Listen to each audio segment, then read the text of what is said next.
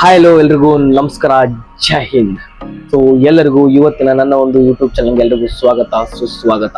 So ಇವತ್ತಿನ ದಿನ ನಾವು ಈ ಒಂದು ವಿಡಿಯೋದಲ್ಲಿ ಏನ್ ನೋಡಮ್ಮಪ್ಪ ಅಂದ್ರೆ ಅಗ್ನಿವೀರ್ ಎಕ್ಸಾಮ್ ಪ್ರಿಪರೇಷನ್ ಡೇ 1 ಬಗ್ಗೆ ನಾವು ಈ ಒಂದು ವಿಡಿಯೋದಲ್ಲಿ ನಾವು ಸ್ಟ್ರಾಟಜಿನ ಮಾಡ್ಕೋಬೇಕಂತ ಹೇಳ್ಬಿಟ್ಟು ಈ ಒಂದು ವಿಡಿಯೋದಲ್ಲಿ ಸಂಪೂರ್ಣವಾಗಿ ತಿಳ್ಕೊಳ್ಳೋಣ.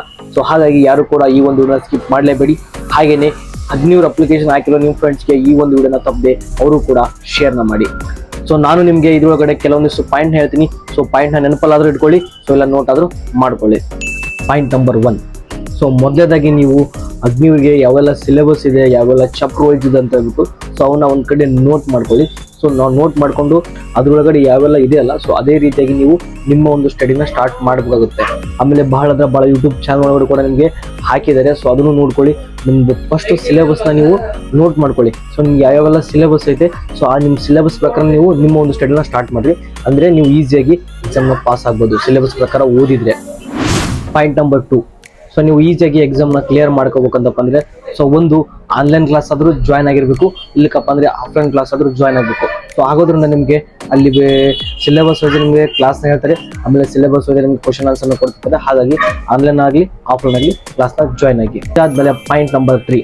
ಆನ್ಲೈನ್ ಅಲ್ಲಿ ಆಗಿರ್ಬೋದು ಇಲ್ಲ ಆಫ್ಲೈನ್ ಅಲ್ಲಿ ಆಗಿರ್ಬೋದು ಕ್ಲಾಸ್ ಹೇಳಿದ್ಮೇಲೆ ಅದನ್ನ ಒಂದು ನೋಟ್ಸ್ ಏನಿರ್ತಲ್ಲ ಅದನ್ನ ನೀವು ಒಂದು ರಫ್ ಅಲ್ಲಿ ಬರೀಬೇಕು. ಸೊ ಅಂದ್ರೆ ರಫ್ ಅಲ್ಲಿ ಬರೆದಿದ್ದನ್ನ ಆಮೇಲೆ ನೀವು ಓದ್ಬಿಟ್ಟು ಅದನ್ನ ನೀವು ಫೇರ್ಗೆ ಕನ್ವರ್ಟ್ ಮಾಡಬೇಕು. ಹಂಗತೆ ಮಾಡೋದ್ರಿಂದ ಅದು ನಿಮಗೆ ನೆನಪಲ್ಲಿ ಉಳಿತೈತಿ. ಆಮೇಲೆ ನಿಮಗೆ ಒಂದ್ಸಲಿ ರಿವಿಷನ್ ಕೂಡ ಆದಂಗಾಗುತ್ತೆ. ಹಂಗಾಗಿ ನೀವು ಆನ್ಲೈನ್ ಆಗಿರ್ಬೋದು ಆಫ್ಲೈನ್ ಆಗಿರ್ಬೋದು ಹೇಳಿರ್ತಕ್ಕಂಥ ಕ್ಲಾಸ್ ಏನಿದಿರ್ತಲ್ಲ ಅದನ್ನ ಫಸ್ಟ್ ರಫ್ ಒಳಗೆ ಬರೀರಿ. ರಫ್ ಒಳಗೆ ಬರೆದು ಆಮೇಲೆ ನೋಟ್ಸ್ಗೆ ಟ್ರಾನ್ಸ್ಫರ್ ಮಾಡ್ರಿ. ಹಿಂಗೆ ಮಾಡೋದ್ರೆ ನಿಮ್ಗೆ ಇನ್ನೊಂದ್ಸಲಿ ರಿವಿಷನ್ ಕೂಡ ಆಗುತ್ತೆ. ಹಾಗಾಗಿ ಎಲ್ಲರೂ ಈ ಒಂದು ಟಿಪ್ಸ್ನ ಯೂಸ್ ಮಾಡ್ಕೊಳ್ಳಿ. ಹಾಗೇನೆ ಪಾಯಿಂಟ್ ನಂಬರ್ 4.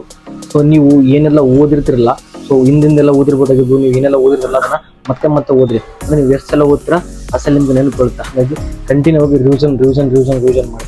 ಸೊ 2 ದಿನಕ್ಕೆ ಒಂದ್ಸಲ ಆಗಿರ್ಬೋದು ಇಲ್ಲ ವೀಕ್ಲಿ 1 ಟೈಮ್ ರಿವಿಷನ್ಗೆ ಇದೆ ಮಾಡ್ರಿ.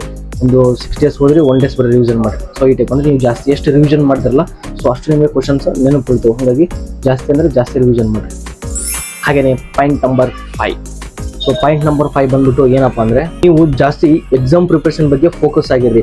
ಸೊ ನೀವು ಫಿಸಿಕಲ್ ಬಗ್ಗೆ ತಲೆ ಕೆಡಿಸ್ಕೋರಿ, ಆದ್ರೆ ಸ್ವಲ್ಪ ಅಂದ್ರೆ 100 ಅಲ್ಲಿ ನೀವು 90% ಎಕ್ಸಾಮ್ಗೆ ಜಾಸ್ತಿ ಒತ್ತು ಕೊಡ್ರಿ, ಇನ್ನು 10% ಫಿಸಿಕಲ್ಗೆ ಒತ್ತು ಕೊಡ್ರಿ. ಸೊ ಯಾಕಪ್ಪ ಅಂದ್ರೆ ನೀವು ಎಕ್ಸಾಮ್ ಪಾಸ್ ಆದ್ಮೇಲೆ ಫಿಸಿಕಲ್ ಹೋಗ್ತೀರಾ, ಫಿಸಿಕಲ್ ಹೋಗ್ಬಿಟ್ಟು ಎಕ್ಸಾಮ್ ಹೋಗಲ್ಲ. ಹಾಗಾಗಿ ಎಕ್ಸಾಮ್ ಪಾಸ್ ಆದ್ಮೇಲೆ ಫಿಸಿಕಲ್ ಹೋಗ್ತೀರಾ. ಹಾಗಾಗಿ ಎಕ್ಸಾಮ್ಗೆ ಜಾಸ್ತಿ ಒತ್ತು ಕೊಡ್ರಿ.